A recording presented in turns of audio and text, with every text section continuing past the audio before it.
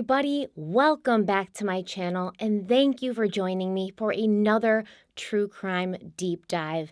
And listen, I am very excited about the series we're starting today because it's a subject that's fascinated me for years. Alcatraz in general is a very interesting topic all on its own, with a vivid, wild, and sometimes violent history. And due to that, many people even believe the island is one of the most haunted places in the country, if not the world.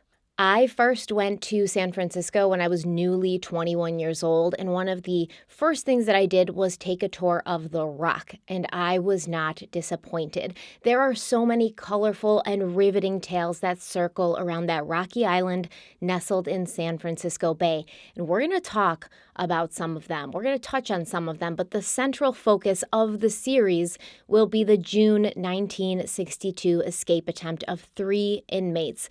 And I say escape attempt because prison officials and the federal government insisted from the very beginning that there was no way these 3 men had made it to land and survived. Alcatraz had a long-held reputation of being impossible to escape from. However, there are many theories and some evidence that John Anglin, his brother Clarence Anglin, and their fellow inmate Frank Morris, who's been called a little man with a big IQ, there's evidence that they did in fact make it off that rock.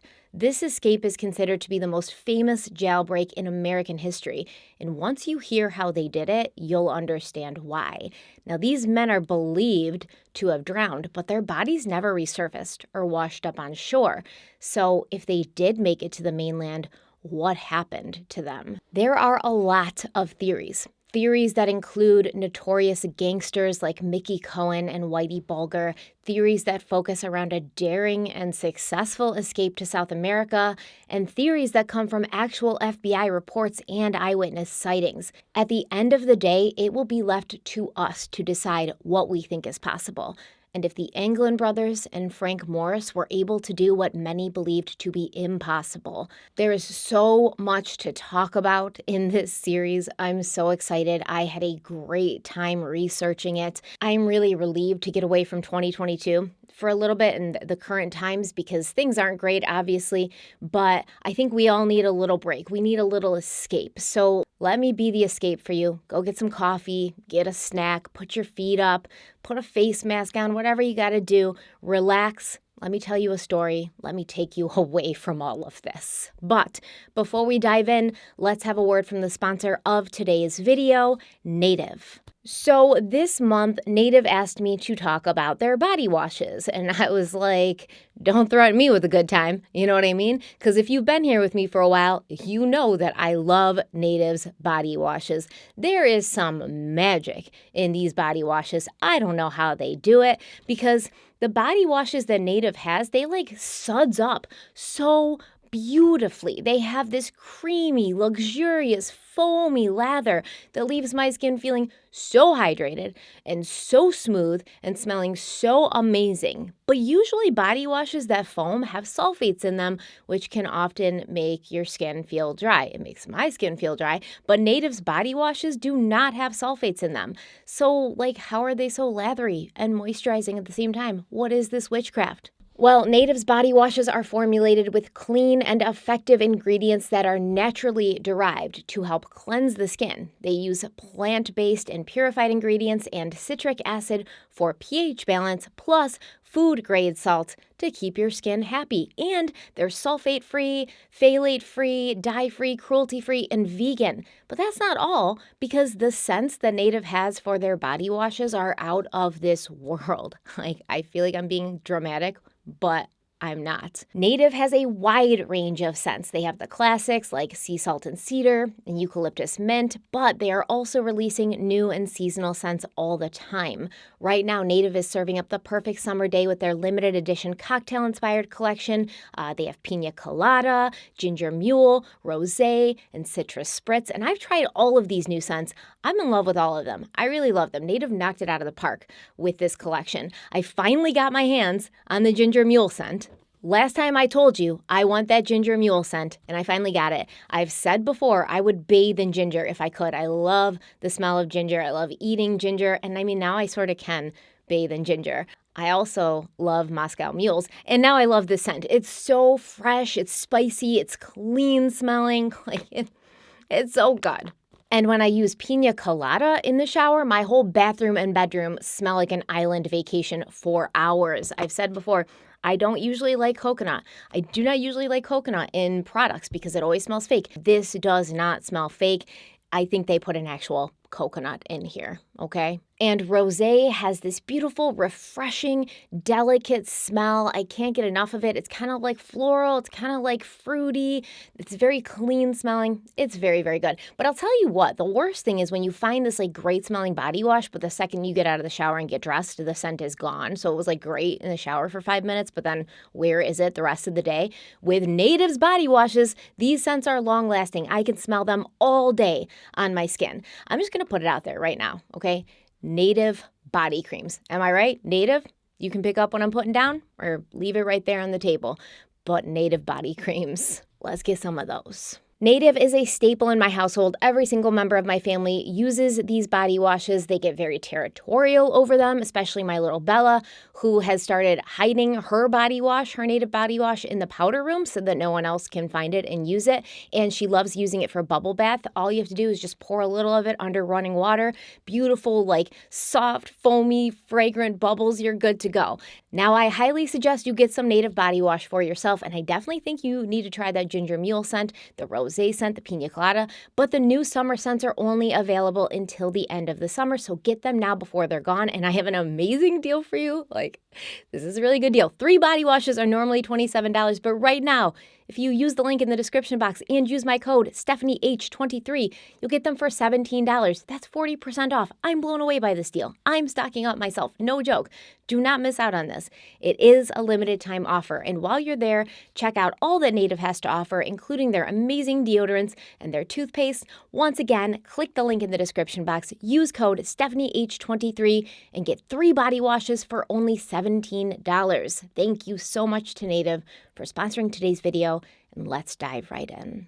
Author Oscar Wilde once said, quote, "It's an odd thing, but anyone who disappears is said to be seen in San Francisco. It must be a delightful city and possess all the attractions of the next world." End quote. I suppose that statement is probably true for many people. People who traveled to San Francisco during the gold rush of 1848 hoping to strike it rich, people who went there in 1937 to catch a glimpse of the newly built Golden Gate Bridge, which at that time was the tallest and longest suspension bridge in the world. There were also a lot of people who flocked to the Golden City in 1967 to let their hair down, do some hallucinogenic substances, dance and sing, and celebrate free love in the city's Haight-Ashbury district. Maybe some of these people even encountered a young Charlie Manson strolling around, looking to pick some flowers for his garden. If you don't understand that reference, you should definitely check out my 8-part series on the Manson family, which I have linked in the description box. But if there were hundreds and thousands of people who wanted to escape to San Francisco, there was a specific handful of people who would have done anything to escape from it, to get as far away from that city as possible. And that group of people would be the unlucky inmates of Alcatraz prison. Alcatraz has been called a lot of things over the years. Many people called it the Rock, because from a normal person's viewpoint, it just looks like a big rock sitting in the bay, a mile and a half offshore. Those who were unlucky enough to be sent there had other names for it, like Alcatraz and Uncle Sam's Devil Island.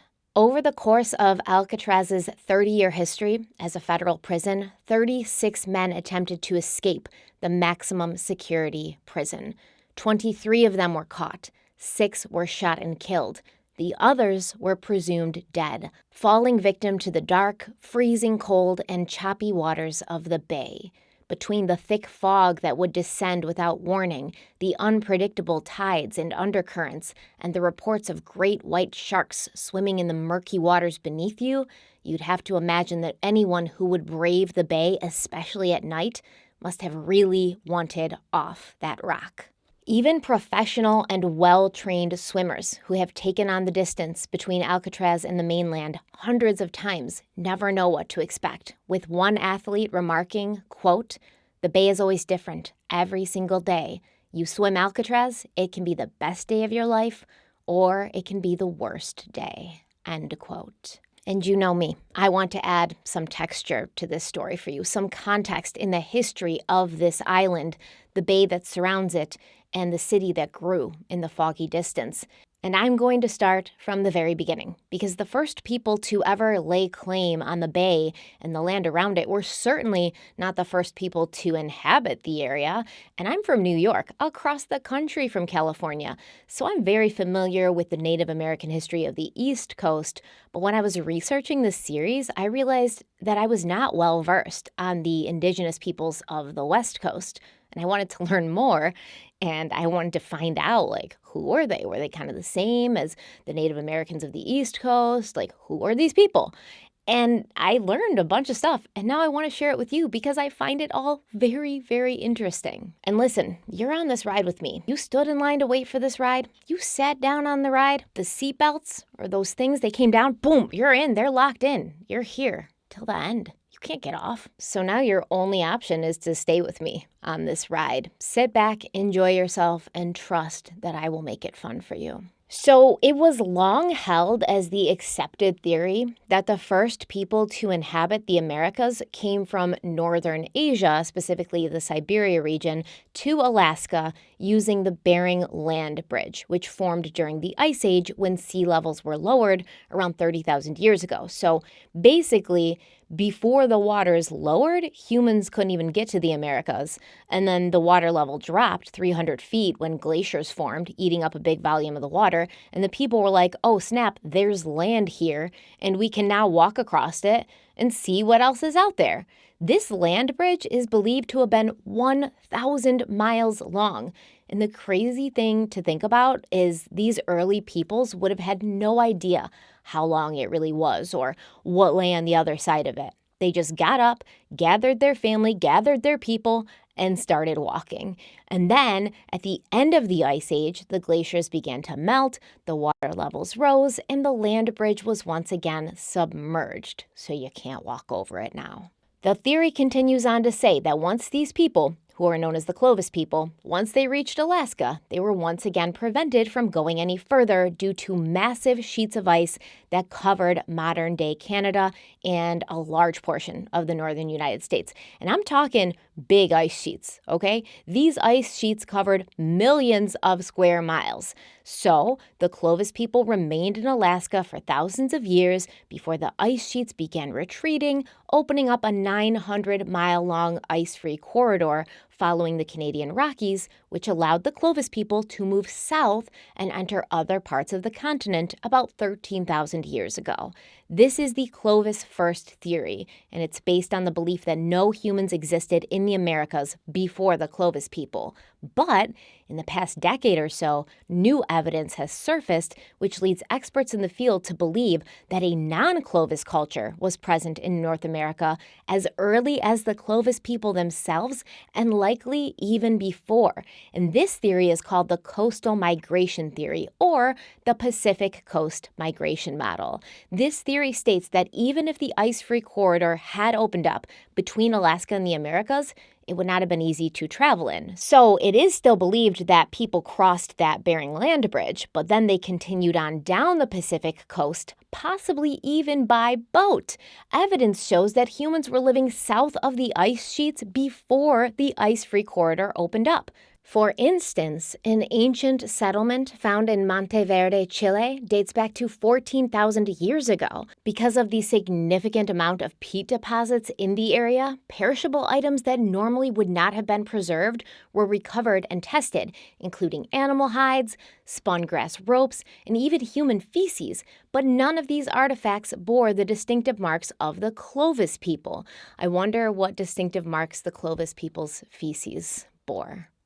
I mean, can archaeologists look at like these piles of preserved feces and be like, nope, definitely not the Clovis people. That's not the Clovis people I know. They don't do that. Maybe the food, the diet, things like that. I don't know. Very interesting. But digging even deeper on the same site to a layer dated 30,000 years ago, 3 clay-lined burned areas were discovered and several stones that looked as if they had been shaped into tools.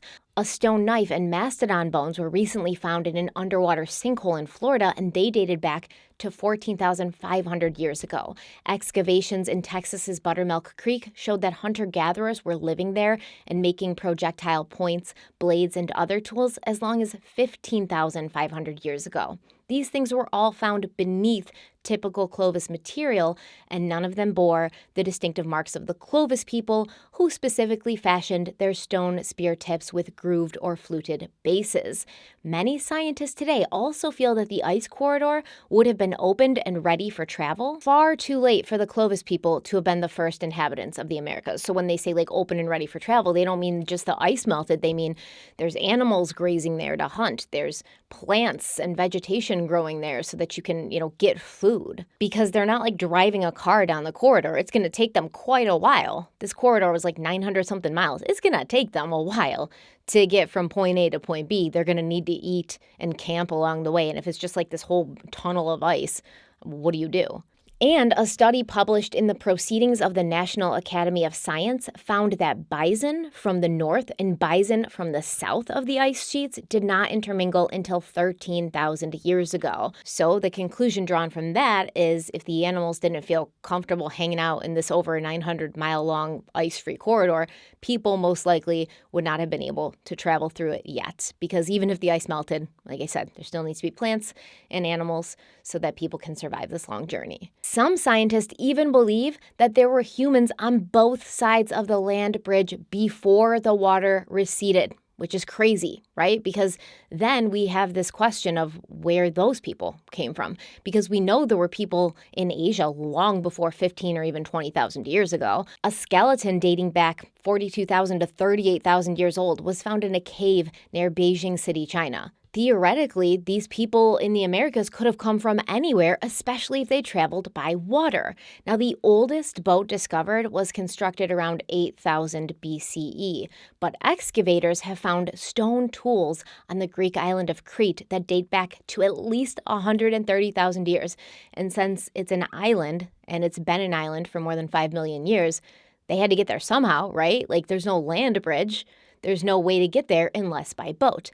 There is also evidence that humans reached Australia 65,000 years ago. Also an island. I mean, it's a continent, right? But technically it's an island because you have to get there by water. So it's definitely possible that these early people were able to build boats, get in them, and maybe even reach the Americas. So it's just so very cool to think about and to wonder about. Long story short, we don't really know who the first people in the Americas were, or where they came from, or how they got here, but we do know there were people living in the California area long before the Spanish arrived in the 16th century. We've all heard the tale about Christopher Columbus sailing the ocean blue in 1492, bringing chaos and disease to the shores of the Bahamas. He was actually an Italian dude, but fate had brought him to Genoa, Spain, when the merchant ship he was sailing on was sunk after being attacked by pirates, and young Columbus clung to a scrap of wood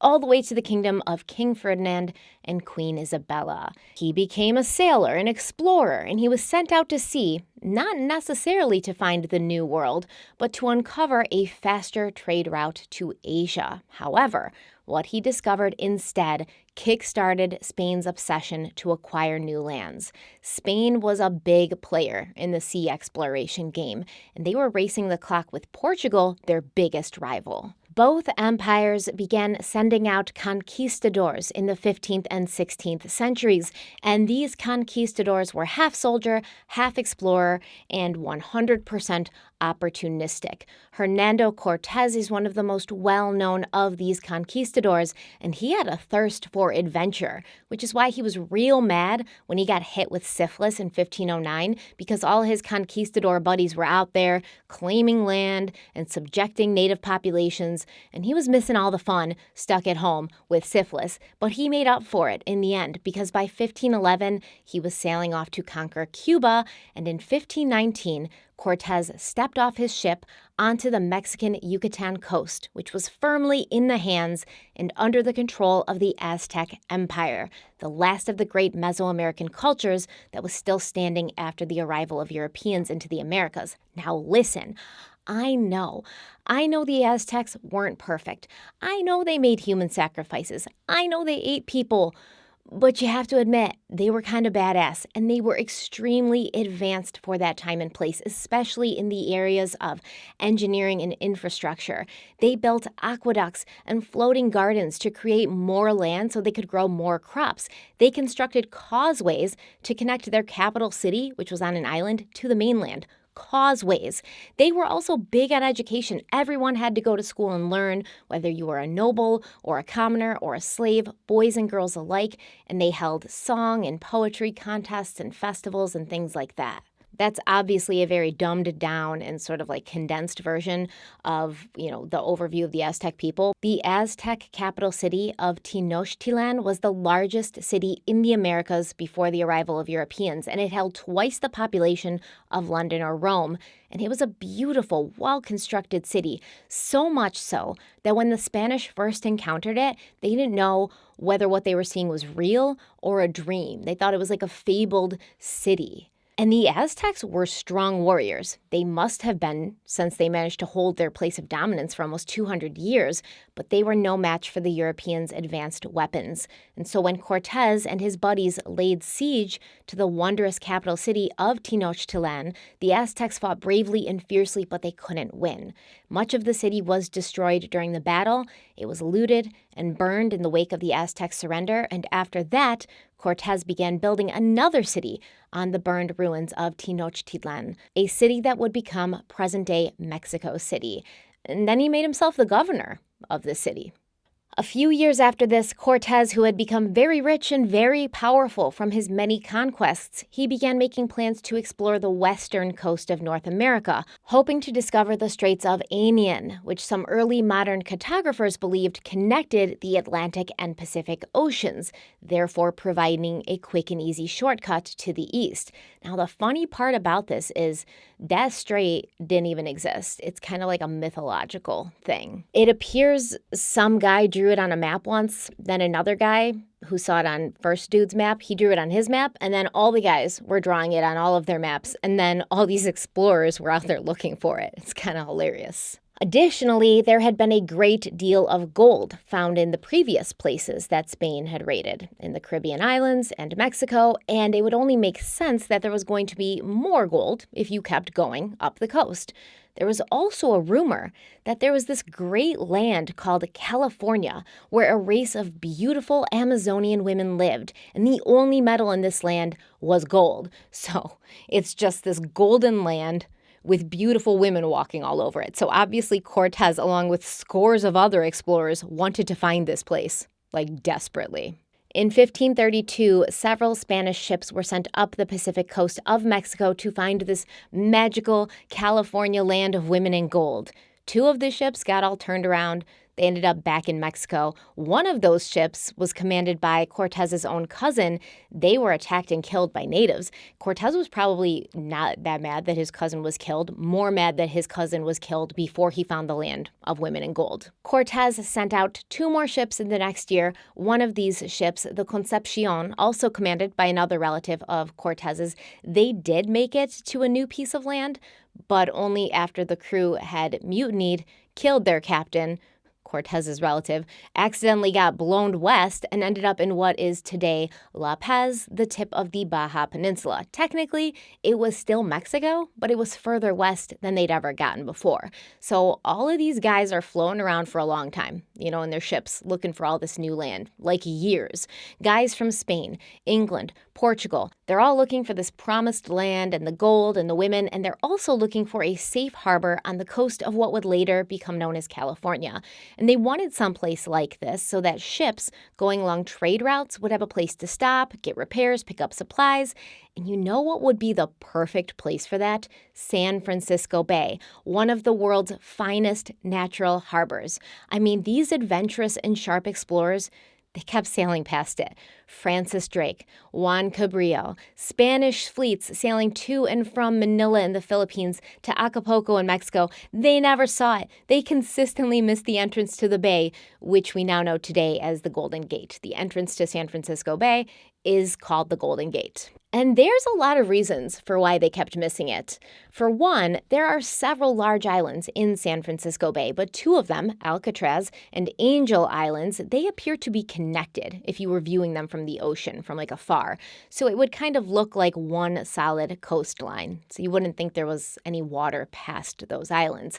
Additionally, the topography of this area is very hilly, and the top of the Berkeley Hills behind the entrance to the harbor, it almost looked like it merged with the hills on either side of the harbor, giving the optical illusion that there was no bay there. And it's hella foggy there as well. If anyone's been to San Francisco, you know two things. It's hilly and foggy. So with all of these things combined, no one saw San Francisco Bay for like hundreds of years. In 1542, Spanish explorer Juan Rodriguez Cabrillo sailed into San Diego Bay, making him and his crew the first Europeans to sail along the coastline of what is now present-day California. From there, Cabrillo sailed as far as the mouth of the Russian River. That means he straight up passed San Francisco. But he was afraid of getting shipwrecked, so he stayed a good distance away from the shore. He never saw the entrance to the bay. And this next one kills me, man. It kills me. In 1595, Sebastiano Cermillo, on behalf of Spain, was sailing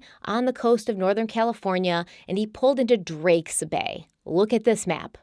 Look at this Google Earth picture. How did you miss it, man? You were in Drake's Bay. How'd you miss San Francisco Bay? Anyways, Cermillo and his crew, they got off the boat to explore, but that area was suddenly hit by a winter storm, and it sank his ship, stranding all 70 men there by Drake's Bay.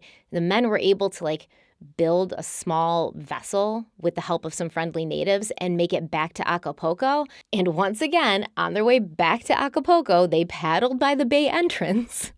But they didn't see it. After this, most people stayed away from this area for a while, like everyone, because the weather was unpredictable and no one really wanted to be in Sebastiano's position, having to get on some handmade craft and traverse the dangerous ocean. But in 1602, one man who had been on Sebastiano Cermillo's ship, he did venture back to this area. His name was Sebastian Vizcaino, and he was going back there because he wanted to find their sunken ship. I don't know why. Was there gold on it? Maybe there was treasure on it. He wanted to find the sunken ship. Maybe he left his phone on the ship or important paperwork, like a prescription or something. I don't know how he was going to find the boat, though. Didn't it sink? Maybe he hoped it would get pushed up on shore and then the boat would just be sitting there on dry land waiting for him when he got there. But they didn't scuba dive and stuff back then. They didn't have professional search and rescue divers. So I don't know how he planned to find the ship. Was he going to swim down to the seafloor, have a quick glance around? Needless to say, he did not find the ship. But while he was there, Vizcaino explored this area and the coast a bit more carefully than others had, and he ended up discovering Monterey Bay. He also charted the coast with really great accuracy, but he also missed the opening to San Francisco Bay. After that, exploration of the West Coast slowed for a few reasons. Coastal winds and currents made the voyages difficult, and they still hadn't found that safe port to harbor their ships, but they probably still would have kept pushing forward if there had been an immediate and evident monetary gain. However, land expeditions in the southwest of what would become the United States, they hadn't revealed the mineral wealth that, the explorers had been finding in the Caribbean and in Mexico. And by the early 17th century, trade between Mexico and the Philippines had dropped off. And on top of that, it didn't really look like other empires or kingdoms seemed to be interested in claiming this area for their own. So Spain didn't really feel there was a sense of urgency to move further into unknown territory. But all that changed in the 1750s when Russia and England got in the game. Fur traders backed by government funds in Russia began to expand their business to the western coast of North America, starting with Alaska. So Spain was in Mexico, Russia was in Alaska. Right in the middle of these two places is California. So when Russia began moving out of Alaska and moving towards California, Spain was like, not today, fam, not today. And then England was over there in Canada, and they were also kind of inching towards the west coast. So Spain sent land and sea expeditions to colonize Alta California to gain and keep Spanish control along the coast. So for some context, when Spain would later claim California as their own in 1804, they divided it into two parts, Baja or Lower California, which consisted of the Baja Peninsula. It ended right around the San Diego area, and then Alta California or Upper California, which would be your Monterey, your San Jose, your Los Angeles, and your San Francisco. This brings us to the Portola expedition of 1769, which has become known as the first recorded land entry and exploration of the interior of present-day California. And when I say interior, I mean like further inland from the coast, an area that had previously been avoided because no one knew what was out there. And usually they didn't venture very far from the coast when they did hit land and explore because they didn't want to get lost. This is a newly discovered area for them. They don't have maps. How today we're always saying it's annoying because men never seem to want to ask for directions? Well, at least back in those days, like the 1700s, these men were huge on maps. They loved their maps. Even if they had fake things in them, at least it was something. At least it was a security blanket for these guys. They were venturing into lands and seas unknown, but at least they had this piece of paper that some other guy drew in their hand. Point is, very few of these men felt comfortable striking out into unknown lands and mapping them themselves. But that was exactly what the Portola expedition was supposed to be doing. It was named for and led by Gaspar de Portola, who at that time was the governor of Las Californias, which was basically just a gathering of small settlements that had been established in areas that Spain had already explored, like the Baja Peninsula and other areas of present-day Mexico. So Gaspar's the man in this time, right? He is the dude, he is in charge, and he recruited a bunch of soldiers, some volunteers, and also some native peoples who had been saved by Christianity. He also brought along a priest named Father Juan Crespo. There was a cartographer there to make the map. There was a doctor there. They were ready. Their main purpose was to get back to Monterey Bay, which Sebastian Vizcaino had found and mapped and wrote about over 150 years prior. And Vizcaino, he had talked Monterey Bay up, all right? He was like, this is the best place ever. He said it was the perfect harbor for the Manila galleon ships, and it was sheltered from all winds. It was the holy grail of safe harbors, the exact thing that they had all been searching for. But it really wasn't. Monterey Bay, it's fine, it's a pretty area, but it didn't have any natural harbors. It kind of just looks like someone took a bite out of the coast. It's not like San Francisco Bay, which is set far back, protected by mountains and stuff. Monterey Bay is all right. But in those days especially, it would offer very minimal protection, actually. So the Portola expedition is looking for this utopian Garden of Eden bay where the whales just swim out to you and gently lift you up from the ocean on their backs, and they float you into this perfect harbor where nothing can touch you. And as soon as you enter, your ship turns to gold and mermaids begin singing, ah. And do you believe that they had a hard time finding this place? They were like, where's this freaking bay that Sebastian Vizcaino described in such great detail? We can't find it. The Portola expedition left Baja on May 15th, 1769 in search of Monterey, the promised land that Vizcaino had raved about. They were traveling by foot. They were traveling by horseback, and they arrived in San Diego by the end of June, where they raised a Spanish flag on the spot chosen for a colony, the San Diego Presidio. So this whole thing, putting the flag down, this cracks me up. I know back then, maybe there was some honor amongst men. Maybe England would pull up to San Diego and they'd be like, we found a new land, yes. And they're all rushing to the shore, they're landing, they're getting their stuff out, they're pitching tents. And then one guy goes off to pee and he comes back and he's like, guys, we gotta leave.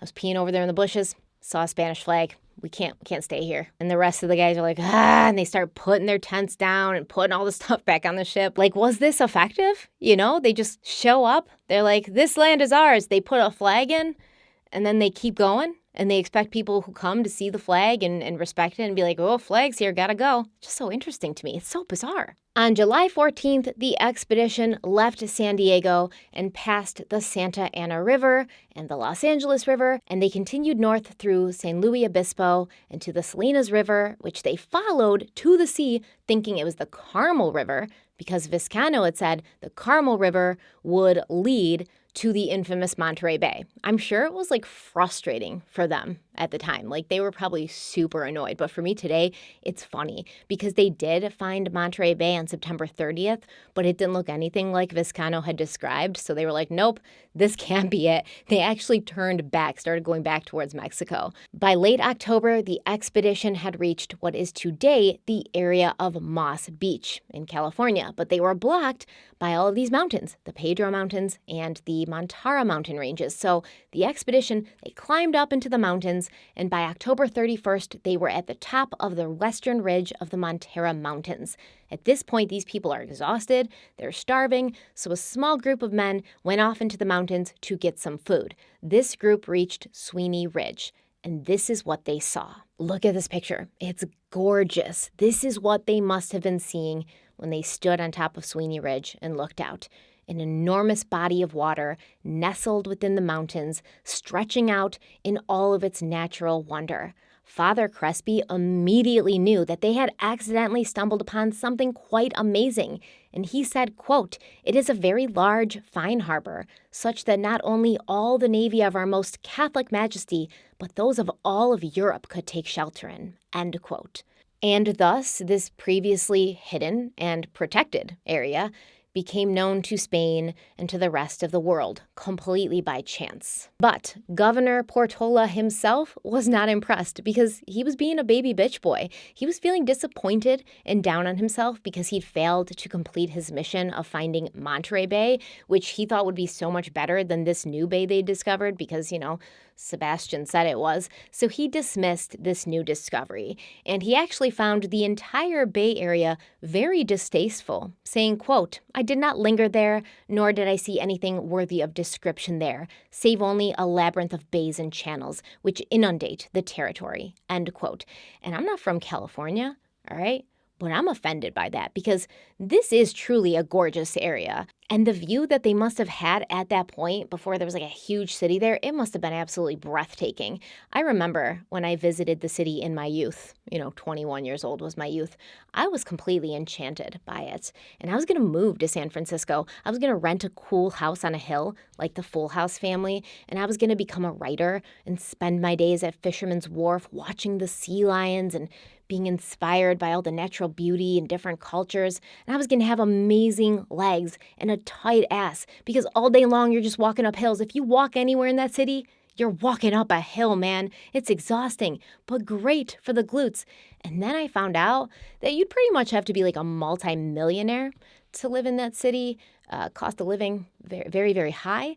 So my dreams were crushed, and I haven't been back. I haven't been back to San Francisco in a very long time. I hear it's not the best nowadays, which is very sad to me. San Francisco Bay is the largest natural harbor on America's west coast. It was a literal gold mine discovery. And even though Portola was being a big baby, Father Crespi made sure that the powers that be in Spain knew about it. The bay was first explored in 1775 by Spanish naval officer Juan Manuel de Ayala, making his ship the first to sail through the Golden Gate and into the bay. Now, he'd been sent there to check the bay out and map the area, and while he was mapping the bay, he named one island Isla de los Alcatraz, or Island of the Pelicans, because the island was pretty much just a big rock with lots of pelicans. Later, this name would be shortened to just Alcatraz, and Juan de Ayala's ghost is still said to roam the jagged beaches. In 1821, the Spanish colony of Mexico won their independence from Spain, and present-day California, along with present-day Texas, became part of Mexico. But remember, this is a Mexico populated by descendants of Spanish settlers. So it's not like the indigenous people of Mexico fought back and won their land back. I think that's a very important distinction to make. Yeah, it was Mexico, getting their freedom and independence, but it wasn't the people who lived there initially, fighting off the colonizers and getting their land back.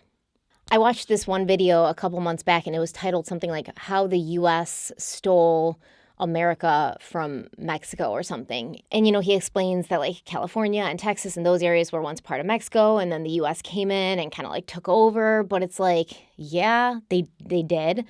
But it's a little bit more complex than that. And also, Spain had already stolen that area from the people who lived there. So it's who are we mad at here? Who are we mad at? Now, by this time, the British colonies in North America had also pushed back against their king, and they'd already won their independence in 1776. But at that time, America was located in the original 13 colonies: New Hampshire, Massachusetts, Rhode Island, Connecticut, New York, New Jersey, Pennsylvania, Delaware, Maryland, Virginia, South Carolina, North Carolina, and Georgia. So they weren't really anywhere close to the West Coast yet, besides some frontier people just pushing out and exploring. But by the mid-1800s, that would change. But let's go back to 1822, the year after Mexico won their independence. A man named William Richardson arrived in California when the British whaling ship he was sailing on pulled into beautiful San Francisco Bay.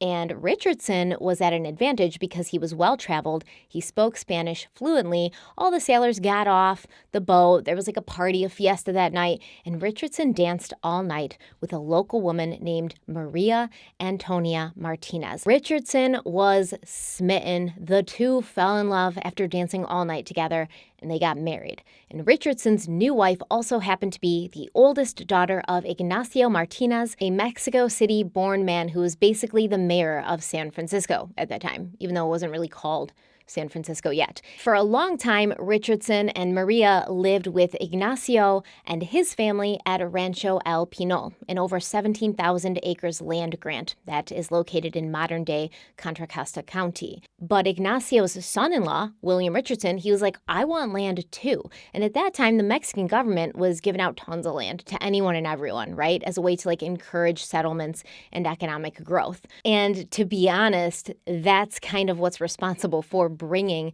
the Americans into the West, because Mexico was hey, you guys should come here and settle here and we'll give you land. And they hoped that this would encourage a lot of settlers to come. It would build up, the economy, it would build up the population. They would turn this place into an area that had real cities and settlements and things, and then the Americans just sort of took over. It's true. So Richardson got himself a land grant of over 19,000 acres of land in present-day Marin County, California, and he called it Rancho Sausalito, which, if you've been to the Bay Area, you know it's across the bridge from San Francisco. Sausalito is. It's also home to the famous Sausalito cookie. Very beautiful place. There was a time that I wanted to live in Sausalito too, because it was this little kind of Stars Hollow, very cute, quaint little village. Lots of expensive. Okay, expensive, but lots of artsy, literary types lived there. Very cool place. Oh, but I couldn't afford to live there. Not in a million years. But there were some issues with this Sausalito land, right? People were challenging Richardson's claim to it. I guess other people had been promised the land. He was fighting them, and it cost so much money to fight them for this land, he became pretty much broke. So Richardson and his family, they temporarily left that area while everything got sorted out. Richardson, his wife Maria, and their children relocated to a small residential lot across the bay, and there they built the first wooden 2-story frame house in the area. And Richardson began to map out a settlement intended to be a trading post that would be called Yerba Buena. And Yerba Buena would later become the huge and busy city that we know today as San Francisco. Isn't that cool? San Francisco started out as one wooden 2-story frame house. Actually, it started out as a tent, because when Richardson and his family first arrived there, there was like nothing there. His daughter, Mariana, would later write that when they got to Yerba Buena, it was nothing but sand dunes covered with shrubbery and trees, and there were tons of wild animals roaming all over, like coyotes and wolves and bears, and they lived in this like small tent. And Mariana said that one night a bear like put its paw into the tent. So it's crazy. That's how San Francisco started.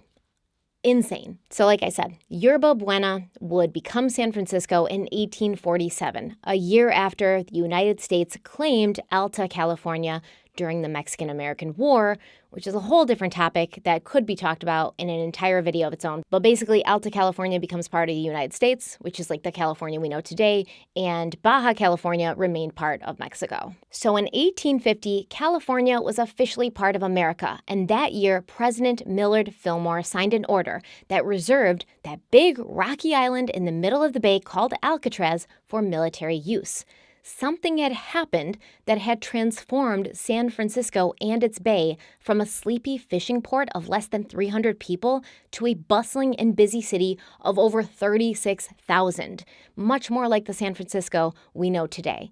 In January of 1848, gold was discovered in the Sierra Nevada foothills, and as it does, word spread fast and far until people hoping to make their fortunes flooded to California from all over the world. I don't know how word spread, because I tell you what, if I found gold, I wouldn't tell nobody. No one would know about it. I wouldn't be writing letters to my mom.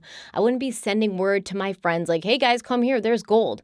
I would definitely be thinking like, this gold thing could end at any time, so I'm going to steal all the gold. That's what I would do. So people from all over the world, not just from, the North America or South America region, all over the world, they come to California. And where did they land? Well, they landed in that beautiful, big, safe harbor of San Francisco Bay. And from there, it was a straight shot to where the gold was. So the city became a hub for miners and their families and their friends to make their bases during their search for the gold. And temporary tent cities sprang up everywhere, and those tent cities would soon become permanent homes, accompanied by hotels, saloons, banks, obviously brothels, because these men, they need someplace to spend their new gold. And actually, there's a very interesting story that I won't get into now, but an interesting story of women who worked in one of these brothels in San Francisco who became like loaded, wealthy AF from all the men who were spending their new fortunes at these brothels. It's a very cool, like, female empowerment story that I enjoyed. Let me know if you want to hear more about that. So there was suddenly a lot more activity in the city and a lot more activity in the bay, and this brought the need for a military presence because the promise of gold would not only be appealing to fortune hunters, but also appealing to potential invaders who might want to claim the land for their own. They might come, they might see the American flag, and they might say, we're going to pretend we didn't see this, We're just going to pretend we got here, didn't see it, take this land. Now, the Army's initial plan was to put up forts on either side of the entrance to the bay. And like I said, that entrance is known as the Golden Gate. And then they would use the island of Alcatraz as like a backup defense. But they ran into issues and roadblocks when they were trying to build a fort on the north side of the bay entrance. I guess it was like too rocky, too steep, couldn't do it. So Alcatraz quickly went from a plan B to a primary defense location. In 1854, the first 11 cannons were mounted on the island. And by the early 1860s, there would be 111 cannons on Alcatraz. Also in 1854, the Alcatraz Lighthouse was built, becoming the first lighthouse to be constructed on the west coast of the United States, which is super interesting. A 3-story citadel was built on the island in 1859, right at that high point. They put in a row of brick enclosed gun positions, which, they're just like walls with holes in them so you can shoot out of the holes, but hopefully not get shot at, although I don't know how well brick's going to protect you from like cannonballs and stuff, which is what they were using back then, but whatever. And they put in like a road, from the water, and they put like a fortified gate to block this access road. The first military troops consisted of 86 enlisted men and a handful of officers arriving on the island on December 30th, 1859. And these men began living and working at the citadel. from the start, Alcatraz functioned as a salute post for foreign ships entering the harbor, with headquarters on the mainland of San Francisco, alerting the Citadel so that they could fire off the international salute of 21 guns to honor a foreign flag.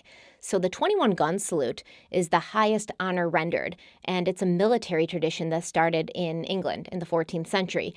It's basically like a goodwill gesture where each side shows they have no hostile intentions by firing all their ammunition off before entering another country's territory. So when they start shooting guns in the air, they're like, don't worry, we're emptying our guns.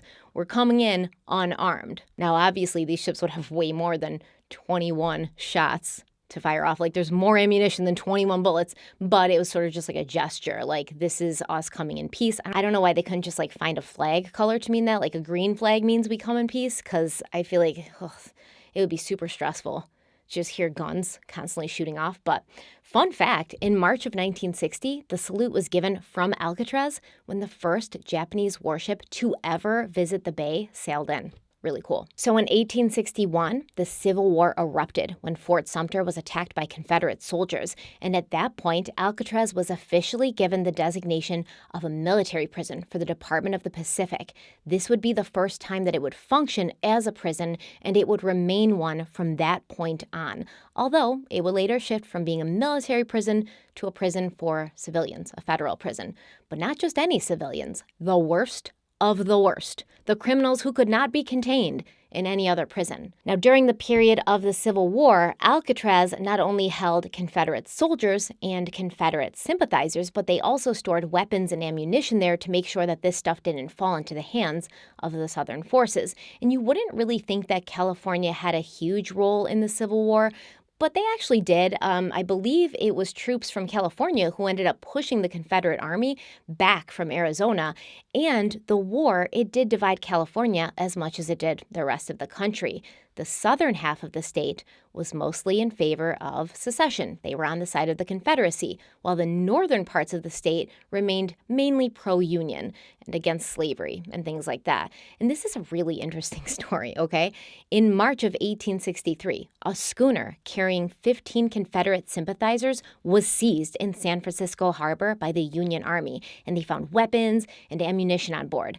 This was the J.M. Chapman, a 90-ton schooner purchased by a man named Asbury Harpending, who was a member of the secret society called the Knights of the Golden Circle. Now listen, I had never heard of this secret society before, and I like to think secret societies are a topic I'm well versed on, so I had to find out more. Of course, I had to find out more. So the Knights of the Golden Circle, this secret society, it was a fraternal organization, of course, as most secret societies were. No women allowed, which is fine, because women did not want to be involved with that kind of garbage. But the Knights of the Golden Circle was founded in 1854 by George W.L. Bickley, a man from Cincinnati who started this secret society with the objective of creating a new country that would trace a golden circle from the deep south through Mexico, Central America, parts of South America, and the Caribbean. These men not only wanted to keep slavery legal, but they wanted to spread it and increase it.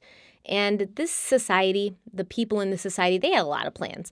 They never really picked up any steam, though. However, it is said that John Wilkes Booth, the man who allegedly killed Abraham Lincoln, he was either a part of this secret society or he was very much inspired by their beliefs. But, just rumor. Anyways, Asbury Harpending, which is the stupidest name I've ever heard, he was in the secret society and he wanted to help the Confederate Army, even though allegedly all the resources say, like, the Confederate Army, like the Confederacy, they were never, involved with this Golden Circle secret society. They didn't, take them seriously and stuff. I don't know about that. All right, I don't know about that, but that's what the resources say.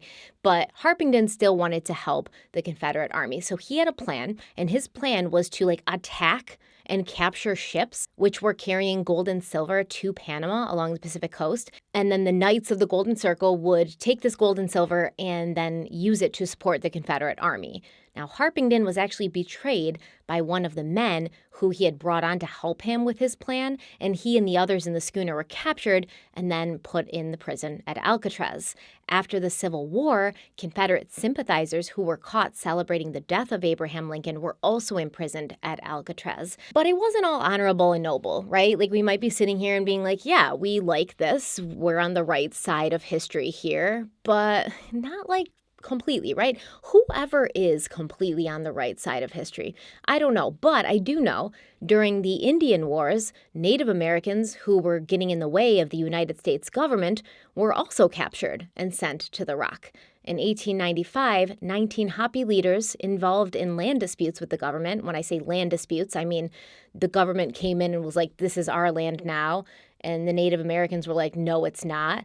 And the government was like, well, you're going to go to prison then. These indigenous people were also not complying with government-mandated education programs for their children, and these were residential schools. If you want to learn more about these residential schools that indigenous peoples of North America were forced to send their children to, and many of these people never saw their children again, I have a video about residential schools in Canada, and it's pretty much the same thing for America, right? Like, whatever I say in Canada was happening in America as well, so I'll link that below. So these indigenous people who didn't want to just give their land away and who didn't want their children to be stolen from them, they were put in Alcatraz, and they were only allowed to leave when they promised to stop interfering with government policies. In 1876, the United States turned 100 years old, and the people of San Francisco wanted to celebrate this momentous occasion by throwing a huge party which included parades, concerts, speeches, and a demonstration of the military's strength and awesomeness, which would become known as the Great Sham Battle. Doesn't sound good, right? The Great Sham Battle? Not promising. On the morning of July 3rd, 50,000 people gathered on hills all around the bay to witness the effectiveness of Alcatraz and the other forts in the bay in protecting their city. And it was embarrassing. Like, it was truly a sham. First of all, none of the soldiers who were shooting from Alcatraz hit their targets. None of them. And then the specially invited guests who'd been allowed to watch the battle from the top of the Citadel on Alcatraz, they'd been promised like refreshments afterwards. But when the embarrassing, shameful sham battle was over, these people found out that the military prisoners had broken into the reception room while the battle was going on, and they'd taken all the food and alcohol. These prisoners were found later on the island of Alcatraz, passed out drunk on the beach. I love that for them. It turned out that the military presence in San Francisco was actually pretty weak, and it had a lot to do with a lack of budget from the government. An Army officer later admitted that Congress had given the Army a super small budget, like ridiculously small, and his soldiers were only allowed to use one cannonball a month for target practice, and none of them had even fired a gun in a year because they were saving their ammunition for this fake battle.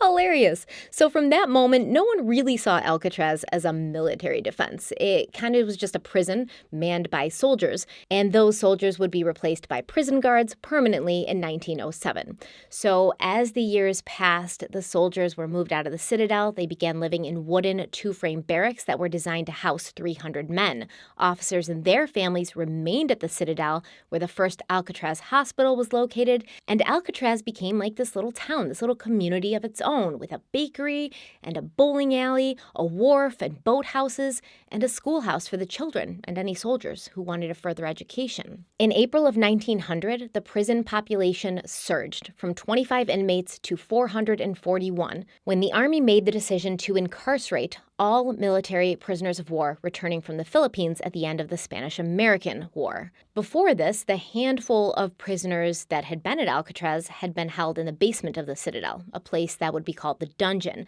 But the dungeon could not hold over 400 people, so there was a need for a new prison to be built, which would become known as the upper prison. And the upper prison consisted of 3 wooden cell houses with 2 levels each, surrounded by a tall stockade fence. But then, on April 18th, 1906, an earthquake literally shook the West Coast, and it was felt from Oregon to Los Angeles, but it devastated San Francisco. What was even more destructive were the multiple fires caused by ruptured gas mains that broke out in the aftermath of the earthquake, destroying approximately 25,000 buildings on 490 city blocks. As a result, prisoners in the city were evacuated and sent to Alcatraz. And this showed the need for not only maybe more space, but also for a prison structure that was not made of wood, so it would be safer from fire. Although, like, you're on an island, there's water all around. You're probably a lot safer from fire than San Francisco, but there were fires popping out on Alcatraz from time to time. So the original citadel had been made from bricks placed on a concrete foundation. In 1908, the brick part of the citadel was demolished, and using the labor of the men imprisoned there, a new concrete prison was built on the original citadel foundation of concrete, with construction being completed in 1912, and that is the structure that we now know today as Alcatraz Prison. Now, at that time, in 1912, it was the largest reinforced concrete building in the world, and it contained 4 cell blocks with a total of 600 cells. It cost $250,000 to build, which, listen, that's a lot of money in 2022, no doubt. But in the early 1900s, it was over $8 million. And this was kind of the first time in the history of Alcatraz that people started being like, this place is kind of expensive. Like, this place is kind of expensive to build, to keep, like, doing renovations to keep, like, bringing supplies and fresh water there. Like, it's costing a lot of money. But at this time, while it's still a military prison, the inmates at Alcatraz, who were mostly soldiers, they didn't have it too bad there. It was a minimum security prison at that time. The inmates were only confined to their cells and locked in at night. There was an emphasis on education, training, and rehabilitation, teaching these men a trade. And this ended up being so successful that many prisoner soldiers were restored to active duty when their sentences were complete. Those who were not welcomed back into the army, they were dishonorably discharged, given a $10 suit of clothes, $5 in cash, and transportation back to their home or wherever they wanted to go, as long as it wasn't too far away and wouldn't cost too much to get there. But there were some men who still did try to escape the prison and the island during its time as a military prison. The inmates would use driftwood or wooden ladders to try and make it to shore. Some were rescued from the waters of the bay and returned to Alcatraz. I don't know if you could call that rescued. They did not want to go back to Alcatraz, but they were pulled from the water, brought back to the prison. Some never made it to dry land, and they drowned in their attempt to be free of the rock. However, on November 29th, 1918, 4 prisoners did manage to escape on rafts, and it was assumed that they drowned in the bay or that they'd been swept out to the Pacific Ocean by strong currents, but they were later seen in Sutro Forest, which today is located near Golden Gate Park.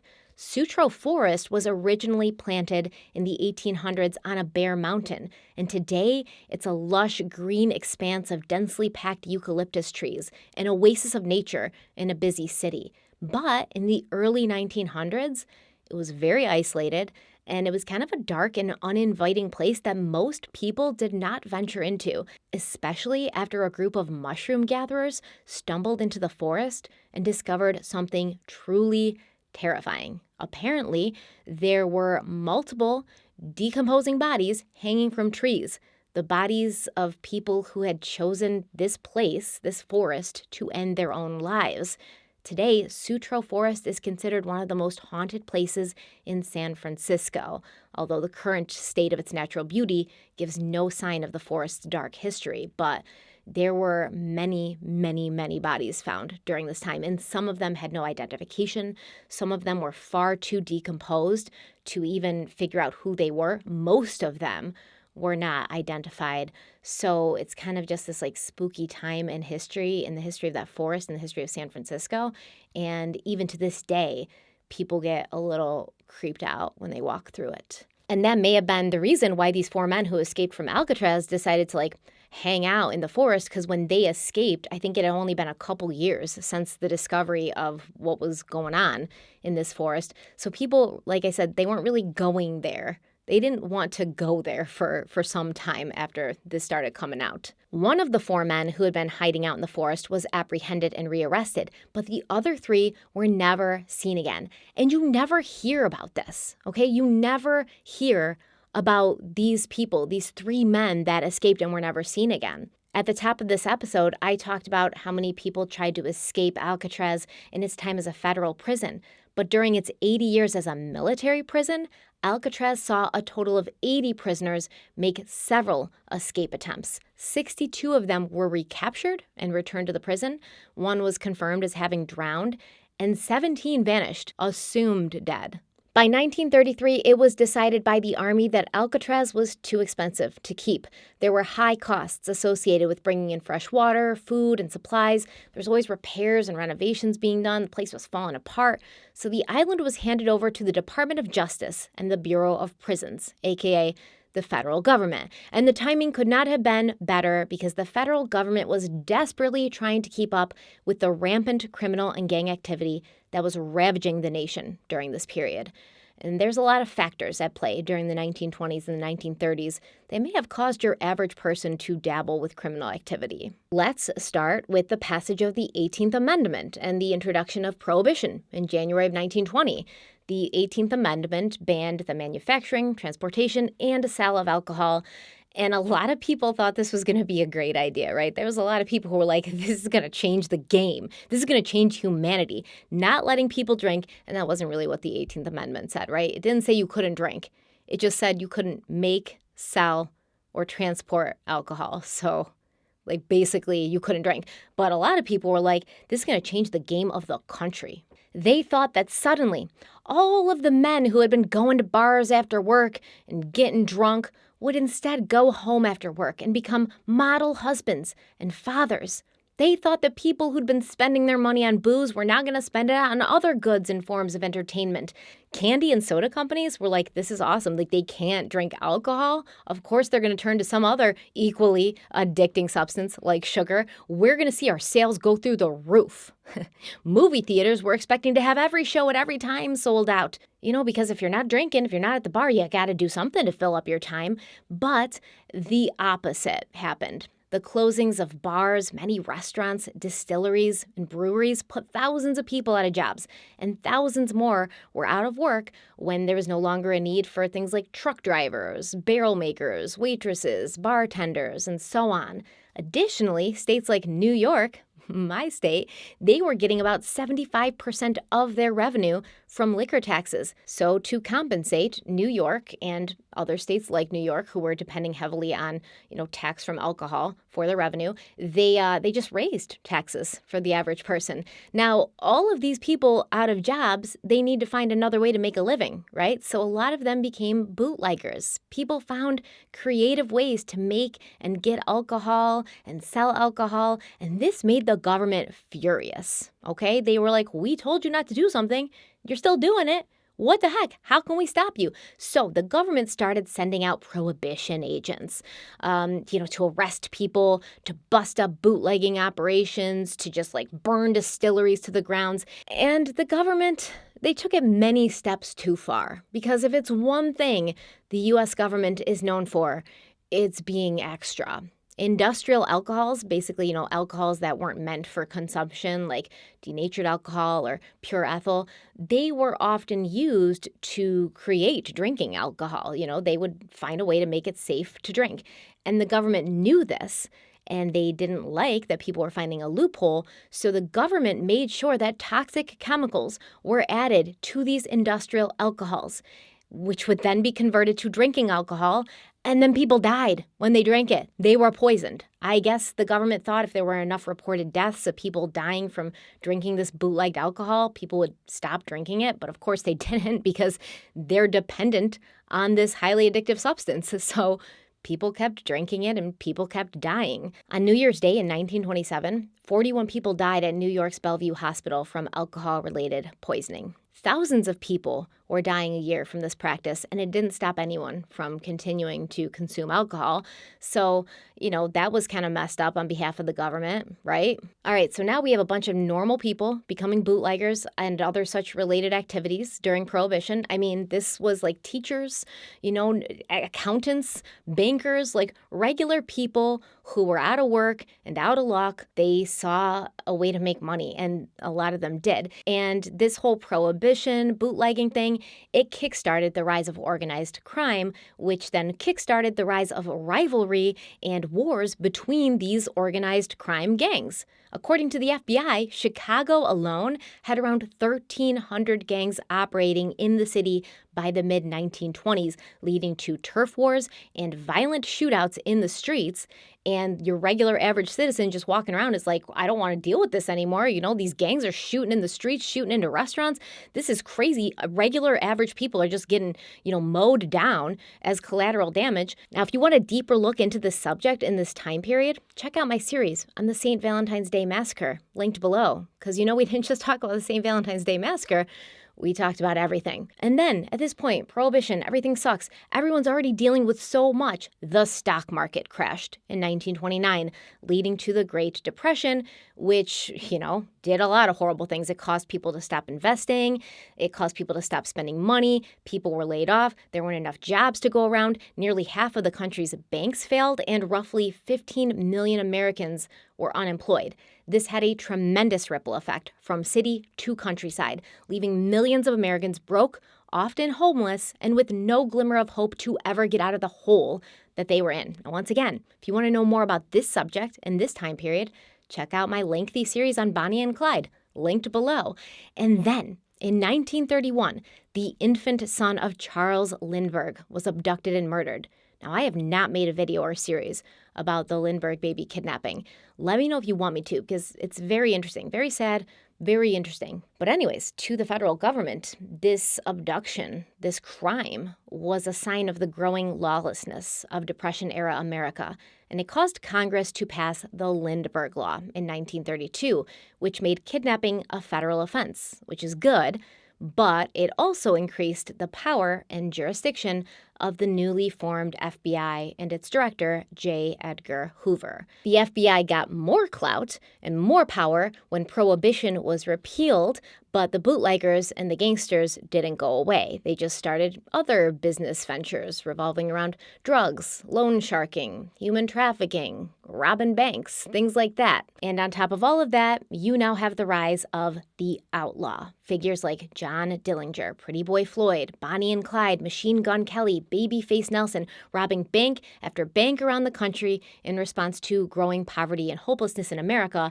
and completely avoiding and outwitting all local law enforcement, which was pissing the FBI and J. Edgar Hoover off so much. These outlaws led to the creation of the FBI's Public Enemies List, which would become the FBI's Most Wanted list, and federal agents were given permission to carry guns and make arrests anywhere in the country. So where local law enforcement would have to stop at state lines because they didn't have jurisdiction or authority in other states, the FBI could go anywhere and everywhere, and they did. So when Alcatraz became available, J. Edgar Hoover wanted it badly. In 1933, when the prison was transferred to the federal government, the nation homicide rate had shot up to 9.7 per 100,000 people, a new high for the century. And if there was one thing J. Edgar Hoover hated, it was crime. Crime and gangsters who eluded capture. Hoover wanted a maximum security prison that was inaccessible from the outside and inescapable from the inside. And this prison would hold the terrible criminals and crime lords who had managed to slip through the hands of law enforcement or break out of other prisons and jails. Now, even though there were a few people, there's a handful of people who had managed to make it off the island before, Alcatraz was still widely believed to be escape-proof. If someone wanted to swim to shore, they would be swimming 1.5 miles to mainland San Francisco, or they could swim roughly 3 miles to Angel Island and then another 1.5 miles to Tiburon. But it's still a long way to swim in that cold-ass water. Everyone was told that the water in the bay was cold enough to kill a person in less than 30 minutes. The tidal currents were strong and unpredictable, and prison officials warned the inmates that the water around the island was infested with great white sharks. We'll talk about that more later. In 1932, the Pasadena Post reported, quote, "The mouth of the Golden Gate, whose racing tides have never allowed any prisoner, no matter how expert a swimmer, to escape alive," end quote, which we absolutely know was not true. Even before 1932, What are they talking about? Propaganda. But even though it was pretty difficult to escape from Alcatraz, the federal government wanted to make sure that any inmate was stopped in his tracks before even reaching the waters of the bay. And in order to bring Alcatraz up to maximum security prison standards, more renovations had to be made. More money had to be spent. 336 cells in 3 of the original blocks were rebuilt with tool-proof steel cell front doors and locking devices, which would be operated from control boxes located in 2 gun galleries that were built in each cell block, where prison guards could oversee the prisoners in safety while armed with machine guns. None of the cells that would be occupied adjoined to a perimeter wall, so I guess no one could dig out, and every window in the prison was equipped with tool-proof steel window guards. Additionally, all the old utility tunnels underneath the prison, which was, the dungeon and things like that, they were filled with cement, so no one could enter them or hide there.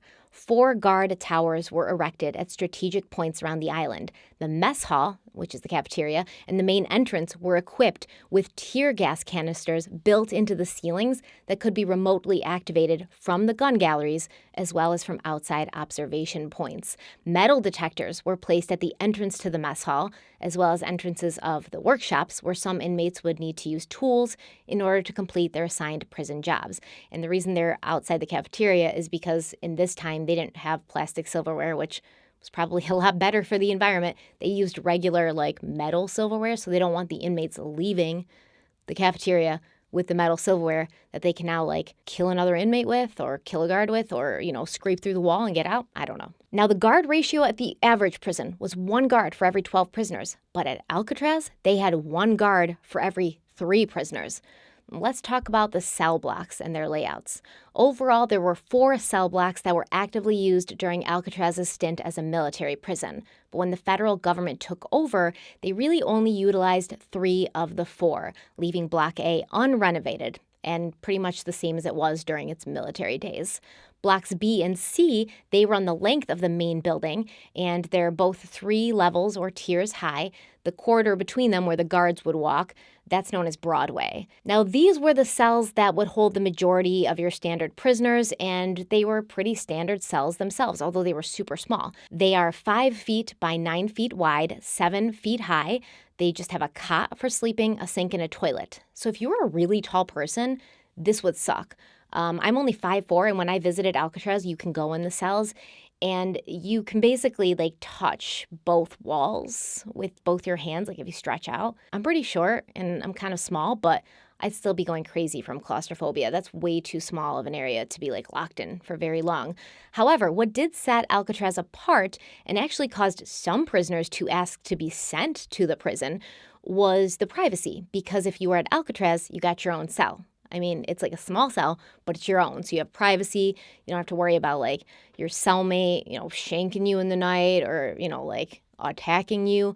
In other prisons, you would have 1 or more cellmates, but in Alcatraz, no cellmates. Also, the food at Alcatraz was renowned as the best prison food in the country, and the guards and inmates actually ate the same meals. However, if you were really naughty, you'd be sent to cell block D, the isolation unit, which consisted of 6 dark cells. All of these isolation cells were equipped with an inner barred door, which held a slot for food to be slid through, but they also had an outer steel door, which would leave the person inside in complete darkness when it was closed, which it was all day, every day, because these people were stuck there 24 hours a day. Now, these 5 cells, they did have a sink and a toilet and a mattress, which would be removed during the day.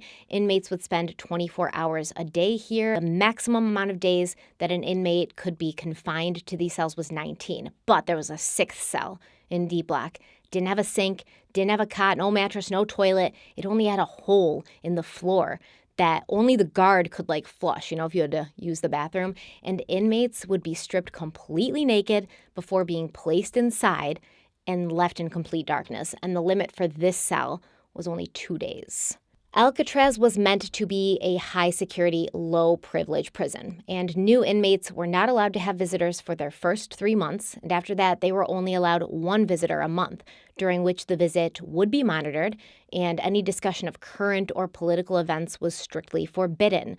Like I said, the food was good, the inmates were allowed to have all they wanted, but if they didn't finish everything on their plate, they would be denied their next meal.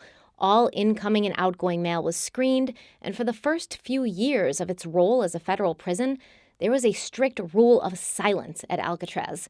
The inmates were only allowed to speak to each other during meals, in the yard on Saturdays, and for 3 minutes during a morning and afternoon work break. Some reports say that many early prisoners of Alcatraz were driven insane by this rule of silence, and it was later relaxed. But the inmates were still reminded at that time that they should never be loud or boisterous, they should never shout, and they should only speak at an audible whisper in close quarters with other prisoners.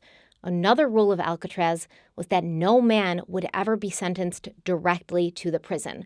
They would only arrive there from other prisons and other facilities if they attempted to escape from those prisons or if they were, really bad. If they're really bad or they were escaping a lot or attempting to escape a lot, they would go to Alcatraz. And it was said that wardens at other prisons would keep pictures of Alcatraz and the island behind their desks so that when inmates acted up, they could basically point to the picture and be like, hey, you know about Alcatraz, right?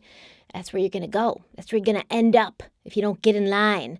You got it good here, man. You better be happy. At Alcatraz, they'll chew you up, they'll spit you out, and don't even get me started on the Dementors. On July 1st, 1934, the new Alcatraz got its first group of prisoners, and in the months that would follow, several high-profile and infamous figures would call the prison their home.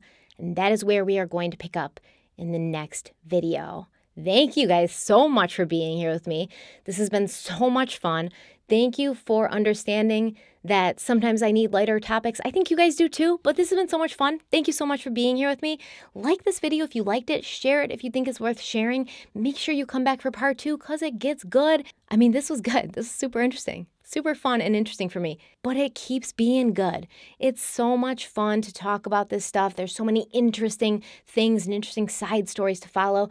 And this is really actually a mystery. Like these 3 men that we didn't really talk about in this video, I'm sorry, but these 3 men that escaped, the Anglin brothers in Morris, there's a big time mystery here. So please come back and watch the rest of the series.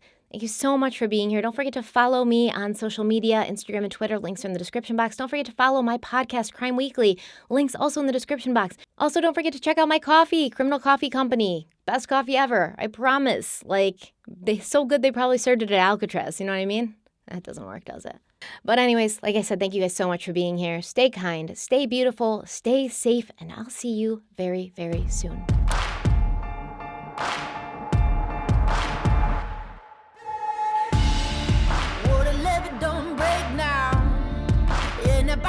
Straight down, and that river runs deep.